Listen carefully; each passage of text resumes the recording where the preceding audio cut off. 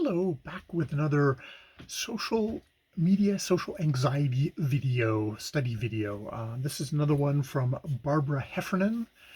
On her channel, she's doing a lot of stuff with cognitive behavioral therapy, stuff like that. And here's a video that stuck out to me, which is Conquer Your Critical Inner Voice, which, it's interesting, as she says at the beginning of the video, is like, but no, actually, conquer is probably not the thing you want to do. It's actually about healing your inner voice, because a lot of people get into that cycle of, oh, I'm always telling myself how dumb I am. That's so dumb that I tell myself about how dumb I am, and you just get into that. You get into the cycle. It is not. It is not a useful way to work on your critical inner voice, which probably know from any amount of looking at this channel or just hanging out with me in general. I have a lot of critical inner voice inside of me. And this comes down to the whole idea of, well, why do you have this critical inner voice? Why is it there? And perhaps getting to the root of that is a more useful thing than just trying to kind of berate your way out of not doing it anymore. And her observation is that your critical inner voice is actually something that's probably come up in your developmental stages. We're talking, early childhood or early schooling, as a way to protect yourself in a bunch of in various scenarios. And while those particular situations have long passed, you're an adult now, like myself, theoretically an adult, that even though those situations have stopped, you are continuing to operate on that core way of acting because it's what you learned right at the beginning. And very much saying that this is something that it's not something you're going to think away. It is something that you deep down feel in your core. It's an emotional thing. So just simply saying stop is not going to stop it. Now, she does briefly at the beginning just sort of outline what are the steps of trying to modify your behavior. And it's becoming aware of your negative thinking, trying to replace those negative thoughts with positive adaptive thinking. So saying like, oh, I'm thinking this, so what is something that I could use to replace it? Because if you just simply pull it out, well, if there's nothing there, then your old familiar stuff is going to go back in. You have a better chance if you can put in something positive. So then, and number 3 is to recognize the fallacy of negative thinking, I guess, of all this kind of that kind of stuff.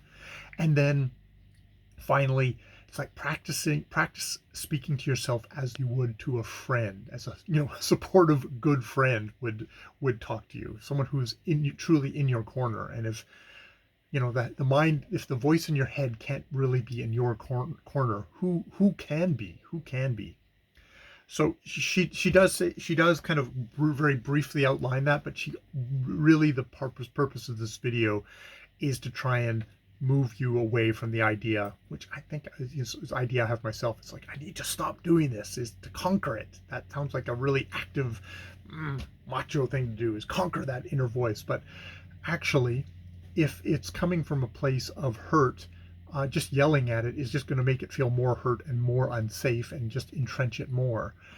The thing to do is to try and heal it. She gives a couple of examples. One is of a young boy, Joe, who's very goofy and kind of acts silly, and that's maybe fine for early time in school. But as it gets older, other kids bully him, and it can become physical bullying or just social exclusion. And what he ends up doing is developing an inner voice that says, I'm weird, and don't be goofy, and has he doesn't don't be yourself. There's what I am is weird. I'm bad that way, and so I develops an inner voice to protect himself from that, to try and act whatever normal is, and less ebullient, less himself, be more the norm, and that develops all this kind of negative stuff. But have you know you have to recognize that in that particular situation, what he was doing was protective of himself. The second example that he gives is of, if you have an abusive parent, someone who is maybe violent physically or emotionally violent, who says that you're bad. And what she talks about is that, a parent is so important to a child that instead of saying like, hey, I'm not bad, they will actually take on the parent's criticism of them, say like, oh, I am bad, and to protect the relationship between the kid and the parent who is everything to them, is their whole world at that point. And you want to preserve that relationship. So the way to preserve that relationship is to take on that accusation that you're a bad kid. And you might even end up, if you've integrated that into you, you might actually start doing bad things to just kind of line up with that, and it'll just always be in your head that I am bad, I am not worthy, and stuff like that.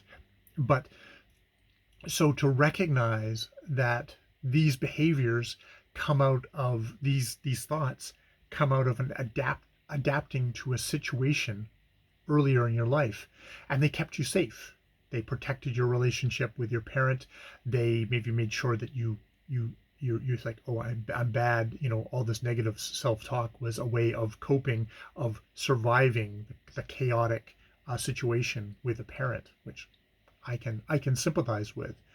So there's she's talking about that instead of attacking this, conquering this critical inner voice, is to look at that inner voice and see that that voice is coming from a place of being wounded, of being hurt, of being scared of the world.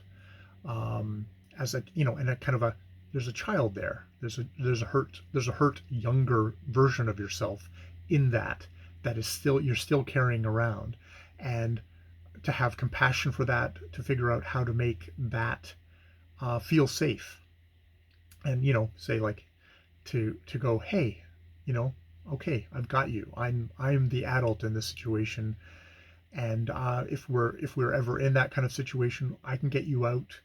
I can protect you. We don't have to hang around.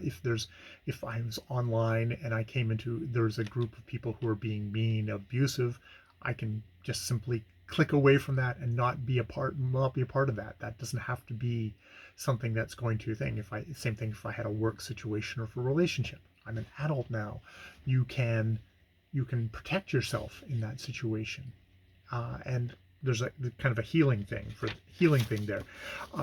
So this is more just sort of a short video to say, hey, instead of being aggressive with yourself in this situation, instead of attacking yourself or making yourself sort of feel unsafe in that situation, it's to actually come at it from a different angle of, okay, how can we heal this?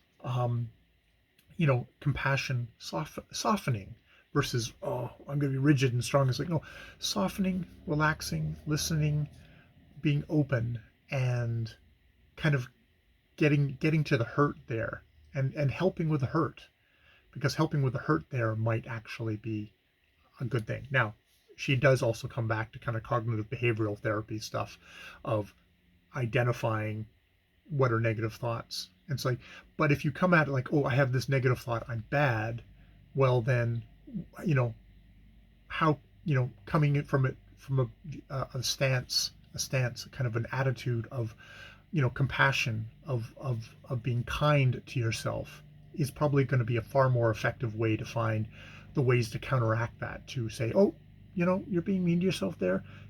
You're actually a good person. You're a good person. You're worthy of love. All that kind of stuff.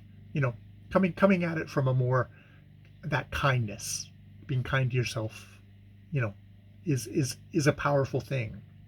And if you can do that, you can get a lot farther. You can get a lot farther with helping yourself, helping yourself and get a far more positive outlook on the world. There are unsafe places, but if you're being kind to yourself, you're probably far better able to deal with the unkindness and the cruelty in the world by being kind to yourself, not bringing not bringing that into yourself. It's like, no, that's something that's happening, and you know what? I'm going to respond to that with kindness, with compassion. Is far more effective as a technique. You don't need a weapon. You just need a technique. You need a attitude. You need a compassion there, and that's probably far more powerful. Being relaxed and flexible is far more powerful than being rigid and aggressive and stuff like that. It's far more powerful, and that's something good to keep in mind. So I really appreciated that in that video. She has a little PDF about transform your negative core beliefs, a PDF. So I'm going to download that. I've gave her my email so she can the computer can send it to me, and I get on her mailing list. And if I get pelted with stuff, I'll unsubscribe from the mailing list. But I'll take a look at that PDF, and maybe that'll be my next video, is I'll report back on that. Just because sometimes these are hard things for me to keep track of. I get a little overwhelmed and I can bounce off of it. That's part of the reason why I try and do these reporting in, where I talk about stuff and just, yeah, talking about it and kind of accessing that kind of compassionate side. The kind of the gentle softness side of things is that's useful. That's useful for me. All right, I will leave it there. More videos later. I've been Jay.